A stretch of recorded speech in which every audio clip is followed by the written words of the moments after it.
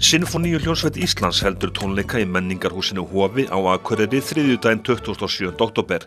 Segja má að hljómsveitin spili landshorna á milli í vikunni, fyrst vestur á Ísafirði, síðan norður á Akureyri og að lokum á fimmtudaginn austur á Egilsstöðum. Hljómsveitarstjórinn og tónskáldið Daníel Bjarnason stjórnar meðal annars eigin verki sem var frumflutt af Filharmoníuhljómsveitinni í Los Angeles síðla árs 2013 og vakti verðskuldaða athygli. Einnig hljómar eitt allra fegusta tónverk sögunnar, klarinettukonsert Mozarts í flutningi eins okkar fremsta tónlistarmanns af yngri kynslóðinni, Arngunnar Árnadóttur. Hérna sjáum við hana leika klarinettukonsertin með Sinfóníuhljómsveit Íslands í Hörpu.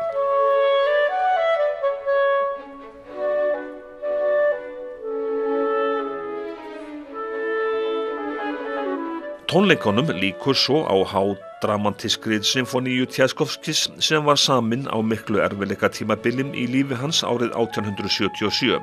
Tónleikar Sinfóníuhljómsveitar Íslands í Hofi hefjast klukkan 18 og aðgangur ókeypis.